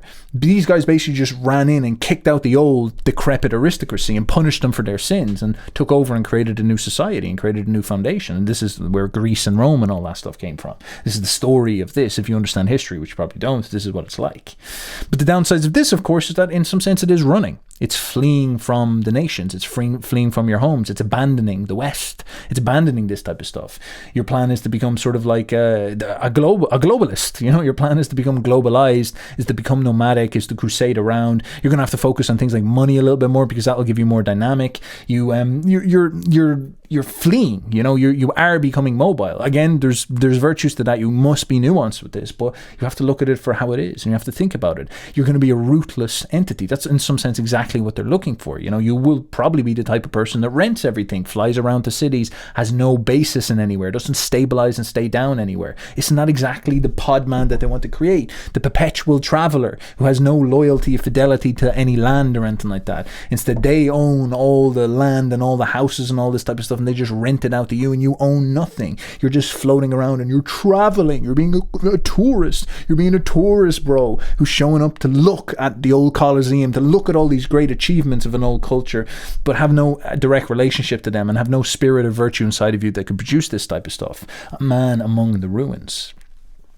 And then the third strategy I see is the return, the traditionalists, the trad motherfuckers. And these are the people who are, in some sense, trying to just break free from the whole experience of modernity. And there's great wisdom in this, because you see this lack of soul is intimately tied to getting caught up in modern culture. The big trends that I've saw recently is, you know, I'm from the country, and everybody, like all the people I knew wanted to go to the cities at the very least for college. An awful lot of people tried to do that. Some people stayed home, but an awful lot of us went to the cities. And you go into the cities and the city does something to you. Because I remember growing up and my culture, even though it's so weird, but even though outwardly everybody was sort of atheist, you know, like it wasn't a thing really to be Christian anymore. I'm from in Ireland, you know, the Christian culture is just very, very weak at this point. It's lost an awful lot of its spirit because Ireland has become very liberal. And despite that, though, it was very wholesome. You know, it was all like 2-family households. There's very few people who didn't have parents together. It was almost like a Christian society in everything but name, this type of thing. The morality was very congruent. People would have sexual morals. They would like think this way. You couldn't be indecent. There wouldn't be very much stuff where you'd be acting like crazy and stuff like that. These things were looked down upon. All this type of stuff. And it was kind of deeply built in. It was very wholesome, very healthy. An awful lot of the principles of like the food and stuff like that were very, very good. Relationships were good. It was amazing place to be. And then I go to the city, and the experience of the city was just absolutely insane, because in some sense the city is initially attractive. It's cooler, it's where everything is happening, it's faster. You get to try drugs and stuff like that you never experienced before. You're like, you know, you try MDMA and you're like, what the fuck is this shit? What's going on here? You're in the scenes, you're going out all the time, you're hanging out. But the cities are depressing. The cities, you know, you're inside an awful lot more. You're stuck inside the Borg household. It's exciting to be in an apartment and you're around all these people, but all of a sudden, you know, you're fucked an awful lot more, taking an awful lot more drugs. You start to come in contact with like city cultures, punk rockers, people with I remember, you know, originally starting to see the blue hair and all that stuff showing up. I'd see that stuff in college. You start to see all these new things forming that are different. These are like urban experiences, urban cultures and whatnot. And initially it's just the most thrilling and exciting thing ever, and then your morals morph. You start to look down on the kind of backwardness of the past. You start to see, you know, your parents or the culture that they come up in. You come up with these very funny modern myths where the people in the country, the people in the past are the pagans in the country are part of the conservative establishment. Even I didn't grow up in America, but you know, you see them as like conservative or frigid or unconscious of how harmful they are to the world. You're like, oh look, they eat meat and stuff like that. They aren't even vegan. They don't understand the decrepitness of how they live. They don't understand how their whole values and all that stuff are so evil and all this type of stuff. And you pick up all these moral nonsense inside yourself, and weirdly you start to get more depressed. You're more unhappy. Things like hormonal therapy show up for the girls. You know, they start taking the pill. hill and stuff like this, and you start to eat shitter food. You're drinking the water, it's full of fluoride, and your pineal glands gets calcified. You can't even see anything anymore. In the astral plane, you become like a part of the Borg and all this type of stuff, and you begin to morph, you begin to change, you become weirder, you become more decadent, you become more unhealthy, you start to look more unhealthy, things start to pull you down. There's a descendant experience to this. And of course, what happens eventually is that you start to say to yourself, damn, I need to change gear, I need to go into a different direction. I don't want to be a member of the... I feel bad. I guess that's the most instinctive way that it happens. You just fucking feel bad, and you start to say to yourself, right, well, how can I stop how this feels bad? And maybe in the city, you'll start eating healthy. Maybe you begin as a vegan, you start to try clean up your diet, and you go all to these stupid yoga studios where everybody's wearing man buns, eating these vegan diets, and then you get kind of skinny and frail, but at least you're not toxic, eating fucking chips the whole time or seed oils. And then eventually, you start to learn, you start to realize, oh my God, like the whole predicate of the city, like this city is hell, this city is shit. And then you're getting older, you're sort of like now an older millennial, and you're looking at maybe the girl that you're with, and you're saying, you know, we should get the fuck out of here. We should go, and we should just go to the fucking countryside and leave all this bullshit behind. Most of these people aren't our friends anymore. All these friends that we met, like most of them ended up alcoholics or drug addicts. They've become destroyed. I'm sick of going to techno clubs. Like it's not much of a vibe anymore. What am I doing? Like, what are we staying here? We want to just keep on, you know, why would we stay here? There's nothing to do in the city apart from take drugs and try to hook up with strangers, you know? So eventually we're going to have to sort of say, like, why don't we go somewhere? Why don't we flee into the countryside? Why don't we go and live a more healthy life there? And then that's sort of what happens. You sort of say, right, fuck this, and you move maybe to the suburbs, maybe you move further afield or something like this, and you set up with your girl, and you sit down, you start a family, which is a sign of incredible rebellion in the modern world, and you start to produce kids, and start to teach them, and you start to eat healthy, and maybe you get a couple of chickens, maybe you get a little fucking cow, he's walking around, you're milking them and all this stuff. And this becomes a great rebellion against the age. It subverts many of the problems and the principles. You literally, in some sense, escape the matrix. You do step outside of it. You create health inside of yourself. Your kids are not going to be genetic freaks. You can maybe even homeschool them so that they don't get brainwashed into all this stuff. When all these strange governmental problems begin to show up, when these state mandates and all this type of stuff goes up, you're the least vulnerable, you're the most anti-fragile, because you're just so far away from it all, you know? You're not gonna have to worry about being trapped inside a high-rise when they're coming around with the Hamzats and gassing you and all this type of shit. Like, that stuff is not as scary to you, not as relevant to you. You're more protected, you're more of the earth, you're more of a connection with nature. You get the vital power of the sun, the vital power from the earth. You get the electrolytes, the electrons running up through your feet. You can walk outside in the mud. You might have animals around. You'll meet animals. You'll be like, oh my God, animals exist. Like, nature exists. In the city, you think about it. In the city, you literally never touch nature. You can wake up inside of an artificial bed. You can go and you can walk outside on artificial stones. You can go all the way down to the shop and eat food that's in artificial plastics. You can go and you can, go to everything. You can walk all the way down to the gym and lift weights in this artificial jungle gym. You come back and you do all the same thing. You just never touch nature at any point, unless maybe you go to a park or a garden or something like this. But other than that, it's all fake. It's all artificial. It's all crafted and created. And then you go out to the countryside, you become trad, and you start drinking raw milk. Everything in the city is pasteurized, sterilized to feed the mob, to feed the masses. Instead, you go and you have this raw milk, you have all this stuff, and you feel so much more exhilarated and powerful. You feel something happen to you. You feel that your life force comes back, because you are actually connecting with life. And this becomes a rebellion, and of course you become a great thorn in the foot of the plans of these dark shadows, because you're going to be resistant to the brainwashing, and you're going to be healthy and strong, and you're just not going to fucking care because you feel good. And they have no way of manipulating your resentment and envy, because you're not envious or resentment. You just feel healthy. This type of thing. But there's a downside. I like this one, but there's a fucking serious downside. This is very vulnerable, because if you're within the state, you have a very high chance of being a kulak. There's the nomads, the guys who flee, the intellectuals in the high level, a bit vulnerable to this as well. But at the very least, they can fight.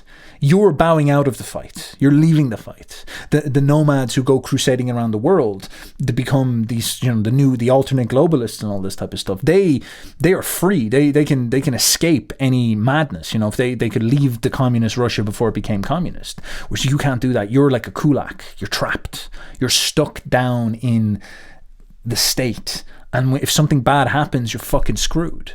This is what happened to the kulaks. They were the wholesome farmers, the trad people, but they weren't organized or sophisticated enough. They had maybe all these ideals that communism won't be that bad because they don't understand the extent of the resentment. They don't understand the fight that it is. They don't understand how bitter and how much these podmen want to see you in pain because they've projected their inner poisoning onto you instead of course, the shadow people who are enhancing this. Instead of hating Bernays, they hate you because Bernays tells them to hate you. They are non-thinking Borgs. They are podmen. And this is the tragedy. This is the struggle. This is the problem is that if you aren't aware of this stuff, you can end up like the kulaks. You can end up being in your house and one day they show up, you know, either people who've been stoked from the local pub or maybe even state officials or something like that. And they show up and they go and they rape your daughter. They go and take everything you have. They, you know, shoot you in the kitchen, on the kitchen desk and all this type of stuff. These type of things can happen. You're vulnerable in this position. You're bowing out of the game. And it feels strong and it feels good, but you must be somewhat conscious that this is the thing and you're put in a bad position as a consequence. So what to do, my friend, I can't tell you. You know, I can show you various ways that I see these strategies as some very, very serious decisions that you could make, all with their upsides and downsides. To teach you how to think, I must show you that everything is nuanced, everything has its consequences. There might be more that I don't see. There might be opportunities and positions that I don't see. But ultimately, you wonder about the pain in your life. You say to yourself, oh, this society, you feel at odds with this society. And I actually think that you might be gaslit to say, oh, you know, why are you rejecting the modern world and all that? But I think there is great instinctive reasons why you might feel jaded, you might feel suspicious, you might feel something's off with everything. That is absolutely correct. And you will be gaslit into the Borg matrix in order to say, oh, you're happy, oh, it's a joy, oh, you don't have to go wandering around chasing after pigs anymore, you can just eat the grains and all this type of stuff. That is part of this. But instead, there's something in you that's saying, maybe you could say it's your soul. It's saying that there's something not quite right. There's something in you that's saying, wait a second, what the fuck is going on here? And part of you needs to let that incubate inside yourself. You need to start making decisions of bravery. You need to start making decisions of assertiveness and saying this down going that is operant. You need to start saying to yourself, what am I going to do to go in a different direction? Now, to wrap this up, I want to talk to you about something that I wish to build, something that you can get involved in. I look at myself, here's some narcissism coming in, and I see myself as someone who's quite successful. I am going for the nomadic strategy in response to this madness that is going on. I would love to settle down at some point and get, you know, a lovely trad cabin somewhere and get a load of cows and crusade around, be a proper Irishman, go back to my true deep instincts, maybe call granddad at home or something like this and be like, here, just throw us one of the cows there to get started or something like that. But for now, I see the danger of the state. Nietzsche said, you know, the state is the coldest monster. And I see that as a very, very big issue. And I also see there's this problem in most people around me. No, most people aren't severe enough. Most people aren't driven enough. Most people have a low light of ambition. They don't have discipline. They're weak. Most people are destined for failure. And it's hard to connect with people who have that vital and powerful energy. You have that ability to say to themselves, I'm going to go all in on becoming successful in exactly what that means and becoming free in exactly what that means and actually pushing a step beyond that, starting to create stuff that is ideal, to actually put the truth out there, to start to attempt to deal with the modern world and try to create stuff that is still good representation of life, despite the fact that we're in this sort of fallen Dionysian phase. To give you an example, like rock music has many flaws, quite satanic in some sense, you know, it's not all that we thought it was, this type of thing, but still at the same time, it's the representation of an excellent expression of modern life, despite the situation that's going on. And this is really what, like, this is my vibe. Maybe I'm talking about all this stuff and it's like, you know, the West has lost its soul, you are going to end up in limbo and hell because you don't believe in God anymore, and as a consequence of this, you've got these evil shadow archons that are going to come down and hoard you into some type of bugman, podman matrix and stick you in the metaverse and exploit you for all of time. It's a very, very cynical and pessimistic look, but I'm turning Nietzsche into something realistic and practical. I'm not just theory selling. I'm just reading these books and being like, well, let's just understand the theories more. I'm actually showing you ways that this stuff can be turned into practical decisions and choices. And I have acted upon this and it's set me free. I'm like free fiscally, I'm free financially, I'm free in, like, my health is at a very high peak. Apart from this fucking broken arm, I'm doing very, very well. I'm handsome, I'm juicy, I'm jacked. Things are going well for me because I'm able to get my mind and make it pragmatic and make it effective. And so this cynical view of the world is what Nietzsche would call a pessimistic view, you could say, or cynical view, but a strong pessimistic view, a pessimism of strength, looking at the reality around me, looking at the reality around us and saying, right, things are bad, but how can I make the most of them? How can I adapt to this? How can I transform this into something optimistic? How can I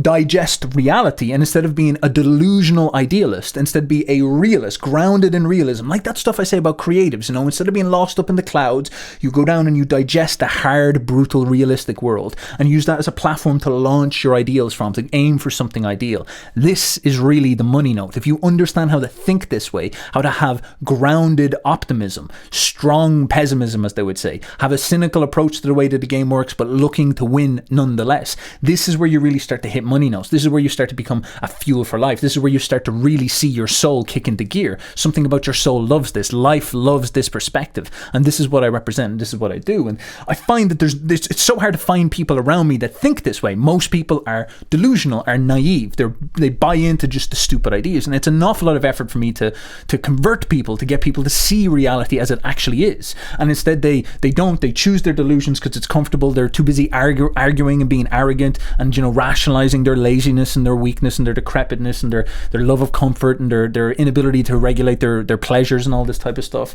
And then when the bad times come, they end up capitulating completely to the weird shit that goes on. And then what can I do at that point? If I was sticking around with them, I would have got sucked down with them. As we said, I would have got lost in the mob consciousness. So I'm always trying to break free from this stuff. I invest time and money in meeting people who see the world the same way I do. I've been involved with many other big influencers around, and I've met many people involved in those type of networks and whatnot. And I find it immensely important to do that type of stuff. I find it essential to try find people who are on your wavelength. And I've never found anybody who has maybe that sort of Western idealistic, artistic, creative spirit combined with the sort of grounded understanding of health and strength and fitness and all those type of things. I've seen an awful lot of money guys out there saying, you need to get your money and all that type of stuff. Like Tay Imangatsi are great examples of this. That's fantastic. That's absolutely true. These dudes are 100% correct about that.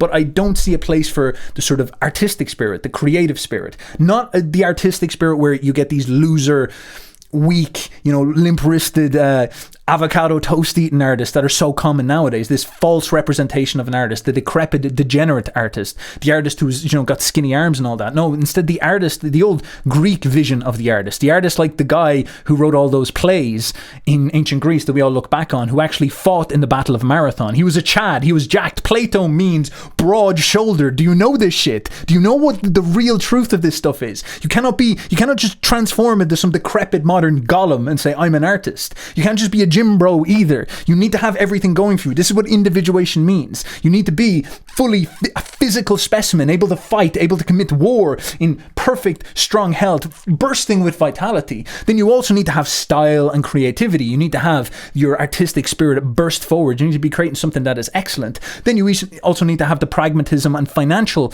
strategy put into place as well. Because if you have all of these, you become an individuated person. You've integrated all the opposites. You've become whole. You've become complete. That's not archetypes and all this shit. Individuation where you're like playing, I don't know, Pokemon Go with your fucking mind or something like that. That doesn't end up in any results. This is why you're still a fucking loser when you're doing that stuff, because you're just avoiding doing what is necessary. If you want to understand individuation, if you want to understand becoming a whole person, think about it this way. Think about it like, you've got to integrate these forces within yourself. You might be artistic. I was very artistic by instinct, and I had to work on that warrior power, and I had to work on that understanding the pragmatic side of business and finance and modern organization and whatnot. I had to integrate these opposites and bring them into me. I had to bring the earth, and I had to bring organization towards my ever explosive creative imagination. I had to add groundedness to style and all these type of things. And an awful lot of people are like this as well. You'll see guys that are jacked and healthy, but they're broke and they have maybe no style or no personality. And then you'll see dudes who have like all the money in the world, but they're dorks, they're losers, they're nerds, they're not cool, they have no style, no personality, and they've got like a fucking dad bod and they're like 22 or something like this. And so if you want to become the real specimen for the modern world, if you really want to set yourself free and live a thrilling life where all the good success comes to you, you need to figure out how to switch on these forces in the context of the reality we're in now. This is how you set your soul alight again. This is how you start to align your nature and align your instincts with the environment that you're in. This is what it means to be a man, to look at the jungle that you're in and say, all right, how am I going to adapt to this so that my instincts can fulfill themselves in this context? This is what it's all about. You over-intellectualize this stuff because the way Western culture is set up is that it forces you to be stuck in your head, going through the school system, reading all these books. You go into college, you're forced to read all these books. You build a personality around book reading because that's all that you understand it means to have a personality. And instead, you never actually develop a real personality, which is an individuated personality, which is someone who goes through all these experiences and goes through all these transformational moments where you become strong, learn to fight, go and actually experience fight, facing fear, developing all these type of things, working on art, becoming creative, as Nietzsche said, adding style to your personality, creating order, organizing the chaos of your passions, and becoming creative. This is the path to the Ubermensch. This is the path to the man who goes beyond the modern world. This is what I aim for. I put it into practice. I focus very specifically in doing all this stuff, and it has led me to success. And I want people around me who have that same vibe. I want a network of people like this. I want to create a BOYO network, an Uber BOYO network of people who have this juiciness inside of them and who want to connect and want to work on this type of stuff. And I have a vision about how this will work. So if you're interested, you can come and join below and join in my network. Meet me. I'll have all these education tools, all these courses and all this stuff that I do with people and I work with people. I put it all in here as well. But mainly I'm looking to actually get people who are of high quality, who have a strong mind, who want to work on themselves coming in. This is not something where you can come in and you can cope. We don't want that type of stuff. We want you to come in if you understand what I'm talking about here and you feel that you need people in that same wavelength. And of course, there can be education and stuff to help you on your path towards betterment and juiciness. But ultimately, you're coming in here to bring value to a network of people. I want to see you go in here and try to work on creative projects. I want to get artists in here who can become creative and develop out creative projects. I want to get jacked, handsome, juicy motherfuckers who understand that one of the most decrepit forms of the modern world is the state of food and all this type of stuff. I want to get people in here who are pragmatic and business orientated so we can help people become free, because finances are ultimately the path for freedom. I want people to hit on all the avenues that we want to hit on. And then most importantly, I want people to come in and build. I want you to come in and start developing stuff, because then we can start meeting up. We can start going into the real world, meeting each other, fighting with each other. We can go in and start lifting together. We can go and start building things together. Maybe we can start businesses together. Maybe we can start develop, God knows, artistic works together. And all of a sudden, you'll start to see many of these things that we're looking for start to form. People get together and start to build art with a new spirit, who have the correct mindset, the correct way of seeing things. This is how hip-hop started. It started in the ghettos. There was all these dudes saying, I fucking hate being broke. I hate being a loser. I hate being ostracized out of white society, not being a part of it. They're like, well, what are we going to do? We may as well just make our own vibes down here. I want to go and start, spinning records and all this type of stuff. And then boom, they start to develop this stuff, and lo and behold, they start to build something. And I hear a lot of guys, they're demoralized about the state of the West and all this stuff. And I get it. I'm the same. I'm like a Western guy, and I'm sort of looking around being like, what the hell is happening to my world? Well, this is something we could take inspiration from. We could say, well, how would we start? We need to start with the right vibe. We need to start with that winner mindset. We need to start with that position in our heads where we're like, right, we're going to accept reality as it is and try to adapt to it and try to aim to win, not sit around theory selling, reading Jung and Nietzsche. I don't even do that shit anymore. I throw the books. I've burned the books. I'm just bringing all this stuff from memory. I don't even give a fuck about it anymore because there's no use. I speak to Jungians and they're always losers. They're always unindividuated people. They will talk to me all day about the abstractions, but they never manifest them. So what's the point then? They're just stuck in their heads achieving nothing. Fuck them. Forget about them. They're going to be failures. They're not going to achieve anything.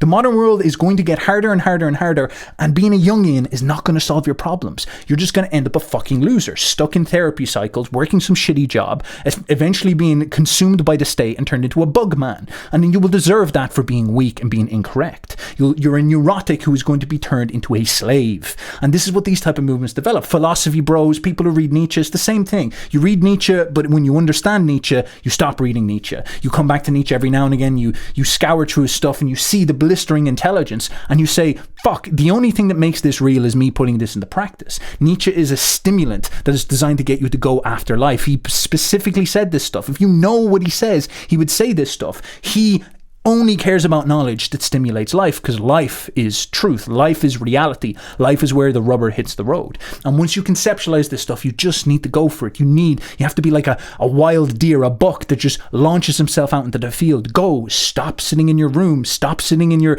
cope. Stop sitting in your web of rationalizations. They're making you weak. They're making you decrepit. In fact, this spirit might be the great demon that we are actually fighting, is the noggin-ist, conceptual, abstract weakness inside of us, where we're stuck in our heads and not able to take any proper action. We're not creative. We're sterile. Look at the world around you. What are all the trends that are showing up? Death cult trends, sterility, the fertility rates are dropping, the food is getting poisoned, people are getting less healthy, people are taking less action, people are having less sex, all these droppings of things, and the rise of analytical over-intellectualization. Why are these things working together? Because this is the stuff of death. It is rationalization, death, and coping. You need to break free from that stuff in order for you to do something that actually makes a difference, in order for you to transform your life. You need to start moving towards something different. So my offer to you is come on board with my network, where this mindset is instantiated from first principle, and we will fucking kick out anybody who does not agree with this. We will push people out who actively destroy that spirit, because they are a disease that we do not want. And if you have that vibe, we can get together and start to create stuff and actually be people who are relevant to the future and save ourselves, and maybe even be strong enough to save the people around us. We can create stuff. We can live positive, adapted to the modern world, engaging with it, while also embracing the reality. And maybe even if we become serious and organized and successful enough, we can start to have an influence and influence the modern world in a direction that we would like, instead of seeing it becoming so ugly and decrepit and fallen like the Western world that we're always complaining about. We will actually do something to lift it towards something healthy. We will maybe be able to turn the tide of all that death cult bullshit and lift it up and move it towards something inspiring and spiritual, something that we see as ideals. We will lift it out of its Dionysian state, and Apollo will return through our juicy power. We will embrace Dionysus, and we will get the full animalistic power out of Dionysus and lift ourselves up to the ideal again. We will see the ascendant spirit once again. We will be like the Goths, charging into decrepit old Rome, decadent Rome, where everybody had gone schizo and weird, where everybody was weak and frail. They were becoming all ideological. They were all sitting down there on the poor and in these horrible, dirty, filthy streets, not understanding themselves, without identity, going schizophrenic in and of themselves. And we will be the healthy, strong Goths who swoop in and give the spirit back. We will establish order and create something that leads to an ascendant path, which is what the Goths did. They were the foundation that created the West. We could be those people if we just got ourselves organized. So my offer to you is come on board and let's begin your journey towards your perfection, so that we can actually have an influence towards something big. I will talk to you later. That was a rant and a half, wasn't it? Holy fucking shit. 14 minutes of just pure, unfiltered boyoism. This one is probably like a couple of hours long at this point, so I hope you enjoyed. I will talk to you later. Stay juicy. Bye bye.